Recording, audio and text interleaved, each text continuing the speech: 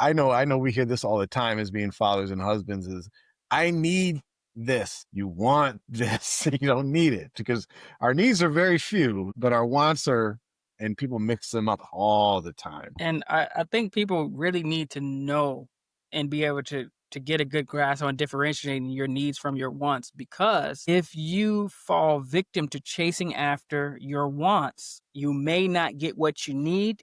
And then guess what? You may be back in the same cycle again. You may be back divorced again. You may be back Mhm. in the same situation. So identifying your needs, it's not to say you can't get what you want, but you have to identify the needs and separate them from the wants and then say, this is what I need. Is any of what I want also there? Yeah. And it does tie into whether a person should remarry or not, or when, or time frame, or what they should pursue. So it's kind of melts together. But in a scenario that I would look at for a person who has needs as opposed to wants. A person might physically, they have a physical attraction to, a certain, type or demographic or whatever. Some people Mhm. they might be obsessed with the thick Jap, whatever. But Thick Japanese woman. hey, listen, you might want a thick Jap. I need a thick Jap. Might be a need. I don't know. I don't know what category it falls.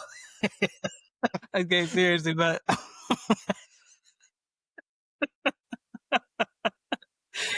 but you may have a house full of kids and you work, and so you might actually need someone who is a willing homemaker and caretaker, to help you with that.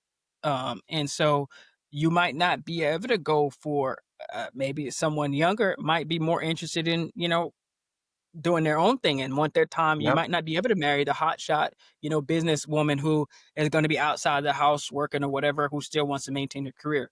You may want that, but you might need something else, or there's a certain personality type you might need. You might be, struggle, religiously. You need people around you who are more religious minded to kind of help, keep you, in a certain mode. And Mhm. you might say, man, listen, I don't want to marry that, slightly older, but very pious woman, but that might be what you need, Yep. as opposed to, the younger woman who you may think that you're going to groom and shape and mold. The thing is, the reality is most of the time you can't do it. The Yeah. people they literally are If going to they be mommy and exactly what they're daddy going to be. didn't You do can it. try, yeah, but it's not impossible, but you can't bank and bet on that because you just Yeah. don't know, and you could wind up Yeah. back in the same scenario. So identifying what you need versus what you want.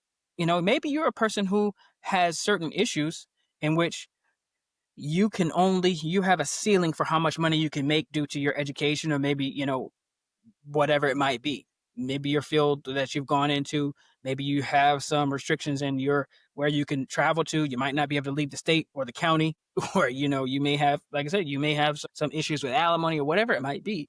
So you might actually need someone who also, can help financially. So you might have the one who oh man, she is wonderful, but she doesn't work and she can't make any money. She has no earning potential. She can't, I mean, who knows? The thing is, Yep. you have to really identify what you need and make sure that you are realistic with that. Because like I said, if you get what you want and you don't have what you need, that marriage is already going to be a struggle. And so it may be a situation, could be a situation where you have to decide to delay or not get married until you can comfortably get what you need and those things that are strong wants, to where you say, well, listen, if I don't have these wants, then I can't do it. And Then you may need to delay marriage. So that's where I would look at it. If a person can't, you know, get a happy medium there, then they might have to put it off. I want to, it's tied to this